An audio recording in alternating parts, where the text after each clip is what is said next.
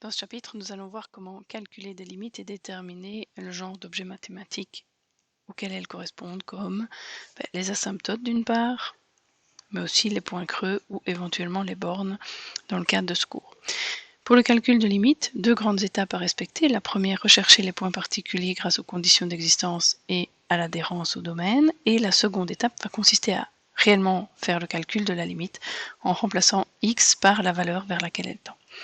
Alors, le premier cas de figure, le plus simple, c'est le cas où le réel pour lequel on cherche à calculer la limite est un réel qui appartient au domaine. Donc, première étape, on voit que si on calcule la condition d'existence, ici c'est le dénominateur doit être différent de 0, donc x différent de moins 3.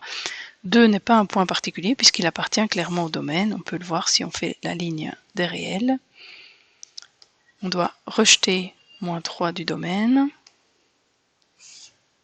2, quant à lui, il appartient bien au domaine, donc pas de souci à se faire, c'est un point qui en réalité va posséder tout simplement une image. Donc on aurait très bien pu faire f de 2 en remplaçant x par 2 dans notre fonction f de x qui n'était autre que 1 moins x sur x plus 3. Mais bon, ici, puisqu'on est dans le calcul de limite, on va respecter les conventions, puisqu'ici ça aurait donné 1 moins 2 sur 2 plus 3, on voit qu'on arrive tout de suite à moins 1 sur 5. Si je respecte les grandes étapes du calcul de limite, j'ai fait la condition d'existence, j'ai observé que 2 n'était pas un point particulier, je remplace x par 2 dans mon calcul de limite, et vous voyez qu'il y a une grande différence dans la notation.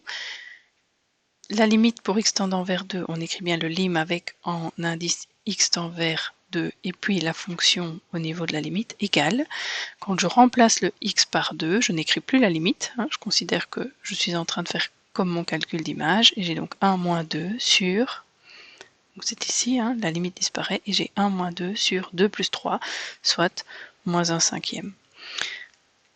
Donc dans notre cas, ici, le point 2 moins 1 cinquième, puisqu'on est en train de calculer la limite pour x tendant vers 2, et que le résultat c'est moins 1 cinquième, ce n'est rien d'autre ici qu'un point plein de la fonction. Et ça s'arrête là. Ça c'est le premier cas des limites en un réel.